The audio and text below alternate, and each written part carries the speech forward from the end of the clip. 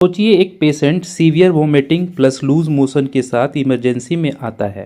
Body से पानी plus नमक प्लस पोटेशियम सब निकल चुका होता है। पेशेंट वीक है, ब्लड प्रेशर लो है, पल्स फास्ट है। डॉक्टर बोलता है स्टार्ट आईवी इमीडिएटली।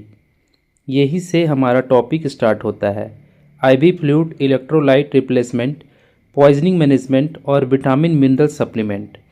सबसे पहले बात करते हैं IV fluid and electrolyte replacement के बारे में। आईवी फ्लूइड क्या होते हैं? आईवी फ्लूइड वो लिक्विड होते हैं जो डायरेक्ट वेन के थ्रू बॉडी में दिए जाते हैं। डिहाइड्रेशन करेक्ट हो जाती है, इलेक्ट्रोलाइट बैलेंस बन जाती है और शॉक से पेशेंट बच जाता है। अगर एग्जाम्पल की बात करें तो एक्सीडेंट पेशेंट जिसमें ब्लड लॉस हुआ है, आईवी फ्लूइड लाइफ सेविंग होती है। अब बात कर लेते हैं कि ये आईवी फ्लूइड्स कितने प्रकार के होते हैं। तो ये आईवी फ्लूइड्स का जो प्रकार है वो 3 प्रकार है।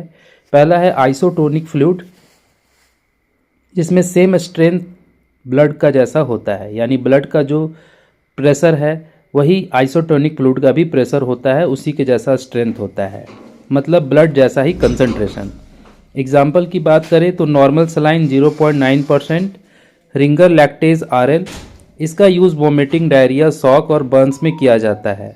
एग्जाम्पल की बात करें तो लूज मोशन वाले पेशेंट को नॉर्मल सलाइन ड्रिप लगाई जाती है। साइड इफ़ेक्ट की बात करें तो अगर आप ज़्यादा दे देंगे तो फ्लूइड ओवरलोड हो जाएगा और एडिमा हो जाएगी। एडिमा का मतलब आपके लंग्स में, आपके शरीर के अलग अलग हिस्सों में पानी भर जाएगा और उससे दर्द स्टार्ट हो जाएगी।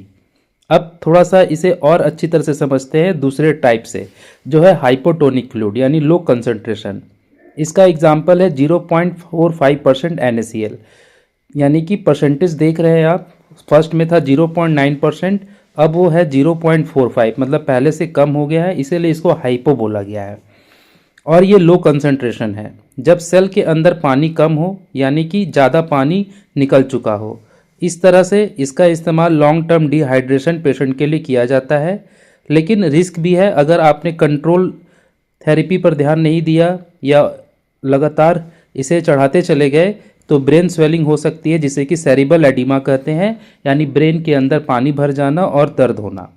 तीसरा प्रकार है हाइपरटोनिक फ्लूइड यानी हाई कंसंट्रेशन।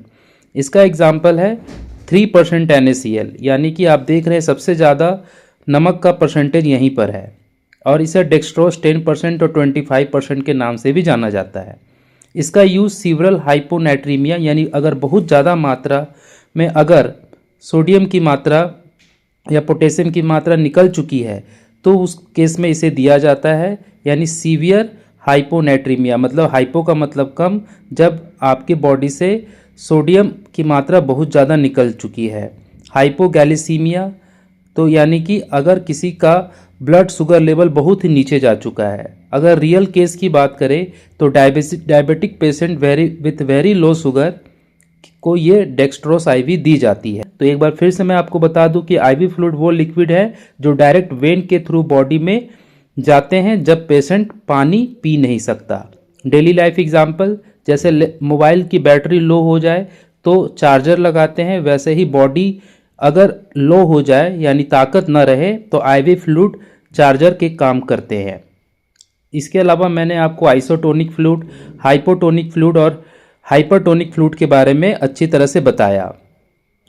अब मैं आपको बता दूं कि थोड़ा सा पॉइजनिंग मैनेजमेंट के बारे में। इंडिया में सबसे कॉमन पॉइजनिंग होती है पेस्टिसाइड और मेडिसिन ओवरडोज। इसमें सबसे काम आती है एक्टिवेटेड चारकोल। ये पॉइजन का स्पॉन्ज है, यानी कि जिस तरह से स्पॉन्ज पानी को सोखती है, ये पॉइजन को सोख लेती है। अगर एग्जाम्पल की बात करें तो अगर कोई चाइल्ड ने टैबलेट खा ली तो एक्टिवेटेड चारकोल के द्वारा उस टैबलेट यानी मेडिसिन के पॉइजनिंग को रोका जाता है। लेकिन अगर पेशेंट अनकॉन्शियस हो तो उसको चारकोल नहीं दिया जाता, उसे एंटीडोट दी जाती है। जैसे कि एंटीडोट का मतलब होता है पॉइजनिंग का एनिमी। जैसे कि अगर किसी ने पेस्टिसाइड खा लिया, यानी कि कीटनाशक किसान लोग इस्तेमाल करते हैं पेस्टिसाइड, तो उसे एट्रोपिन दे करके उसके इफेक्ट को ख़त्म किया जाता है। अगर कोई बहुत ज़्यादा ओपियाइड ले लिया है तो उसे नैलक्सोन के जरिए ख़त्म किया जाता है। अगर किसी ने ज़्यादा पैरासीटामोल खा लिया तो उसे नैक के जरिए ख़त्म किया जाता है। एन एसिटाइल सिस्ट्रीन, इसका मतलब हुआ कि जो आपका पॉइज़न है पैरासीटामोल का, उसमें जो केमिकल है उसका नाम होता है एसिटोमिनाफेन। तो एन एसिटाइल सिस्टीन के द्वारा उसे क्या किया जाता है, ख़त्म किया जाता है अगर कोई ज़्यादा पैरासीटामोल खा ले। इसके अलावा एंटी स्नेक वेनम आते हैं जो कि हर डिस्ट्रिक्ट हॉस्पिटल में रहते हैं। तो स्नेक बाइट में मेडिकल इमरजेंसी है और इसमें अगर किसी पेशेंट को स्नेक बाइट कर ले तो इसके साइड इफ़ेक्ट है कि एलर्जी होती है, इसीलिए नर्स को तुरंत अलर्ट रहना चाहिए। और बहुत सारे एंटीडोट मौजूद होते हैं गवर्नमेंट हॉस्पिटल में, उसको ध्यान से उन्हें देना चाहिए।